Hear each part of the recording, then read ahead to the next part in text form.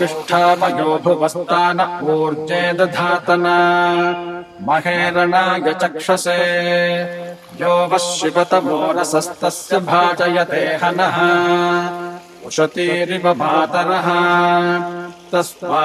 अनङ्गमामभो यस्य क्षयाय जिन्वथ आपो जनयथा च नः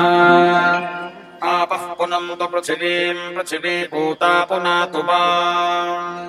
पुनन्तु ब्रह्मणस्पतिर्ब्रह्म पूता पुनातु वा यदुच्छिष्टमभोज्यम् यद्वा दुश्चरितम् मम सर्वम् पुनन्तु मापो सताम् च प्रतिग्रहज्ञ स्वाहा अग्निष्टमामन्निष्टमन्युपतयश्चमन्युकृतेभ्यः पापेभ्यो रक्षन्ताम् यदह्ना पापमकार्षम् मनसा वाचा हस्ताभ्याम् पद्भ्यामुदरेण शिष्ण्या अहस्तदवलम्पतु यत्किम् च दुरितम् मयि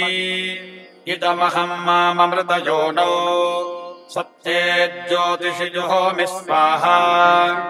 सूर्यश्च मामन्यश्च मन्युपतयश्च मन्युकृतेभ्यः पापेभ्यो रक्षन्ताम्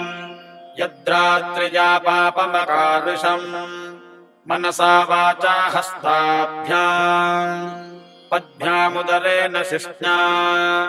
रात्रिस्तदवलम्पतु यत्किञ्च दुरितम् मयि इदमहम् माममृतयोनौ सूर्ये ज्योतिषि जुहोमि स्वाहा ओमित्येकाक्षरम् ब्रह्म अग्निर्देवता ब्रह्मजित्यार्षम् गायत्रम् छन्दम् परमात्मम् स्वरूपम् सायुज्यम् विनियोगम्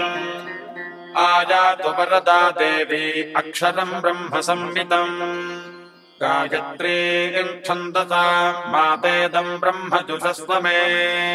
यदह्नात् कुरुते पापम् तदह्नात् प्रतिमुच्यते यद्रात्र्यात् कुरुते पापम् तद्रात्र्यात् प्रतिमुच्यते सर्ववर्णे महादेवी सन्ध्या विद्ये सरस्वती